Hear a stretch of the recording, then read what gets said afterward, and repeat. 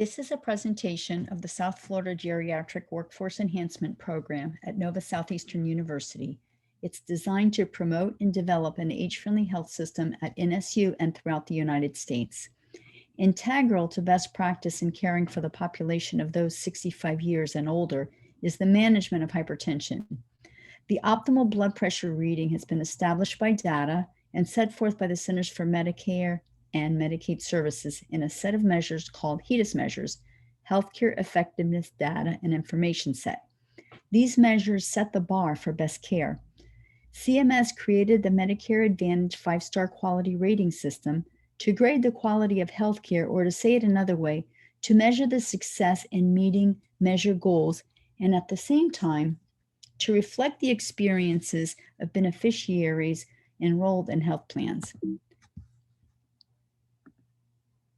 I have no relevant affiliations or disclosures. The presentation goals are to explain the 4Ms framework and explain how optimizing blood pressure applies to the establishment of an age-friendly health system. The 4Ms represent core health issues important to older adults based on strong evidence. They are the essential fundamental elements that systems need to provide older adults with the best care possible.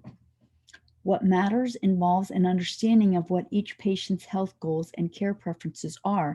It's necessary to know and align care for them. These include self-determination, enjoyment of life, including end-of-life decisions. Medication. If medications are necessary, using age-friendly medications that do not interfere with what matters, mentation, or mobility, is vital to allow them to live their best life. Mentation. Mentation includes preventing, identifying, treating, and managing depression, dementia, and delirium across care settings. Mobility.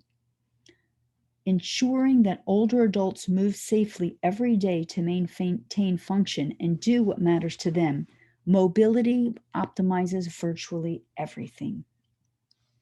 The 4Ms are not an overlay or addition to usual geriatric care. Rather, they are synergistic and reinforce one another, offering a new way of organizing care for older adults by ensuring that all essentials are covered consistently in every setting that care is delivered. Consistency leading to continuity of care with best outcomes. CMS quality measures reflect the 4Ms and impact Medicare reimbursement, as measured by the vehicle of MIPS, Merit-Based Incentive Payment System. NSU has chosen to focus on the following measures for optimization: advanced care planning, screening for opioid misuse, dementia disease caregiver support, fall risk assessment, blood pressure management, and diabetic control as measured by the A1C lab. If you were to view these measures through the filter of the age-friendly health system, you would immediately draw a correlation between the measures and the 4Ms of age-friendly health system. What matters? Medication, mentation, and mobility. Advanced care planning involves both self-care and self-determination, the first of the 4Ms. Screening for opioid misuse is a reflection of medication management and avoidance of medications that could interfere with what matters, mentation, or mobility. Dementia disease caregiver support is a component of mentation and a prevention of depression on the part of caregivers. Fall risk assessment comes under the need for sustained mobility to maintain function and do what matters to them. Blood pressure and blood sugar management are both components of self-care. Ability to care for a personal health condition increases one's sense of proficiency and control, falling under the first of the 4Ms, what matters. For this presentation, we will focus on the management of hypertension. Hypertension is called the silent killer for good reason. High blood pressure increases the risks of heart disease, stroke, and kidney disease, which are among the leading causes of death in the United States. Hypertension is one of the primary modifiable risk factors for cardiovascular disease. It is the most common comorbidity among older adults with atrial fibrillation. Controlling blood pressure, the second most important intervention for secondary prevention of stroke. Nearly 50% of hypertensive U.S. adults over or equal to the age of 80 years of age have uncontrolled hypertension. Blood pressure target. The optimal blood pressure goal is between 120/70 and 139/90. Blood pressure over 139/90 is associated with an increased risk of ischemic stroke and an 85% increased risk of hemorrhagic stroke. Blood pressure below 120 millimeters of mercury over 70 also is associated with an increased risk and poor outcome.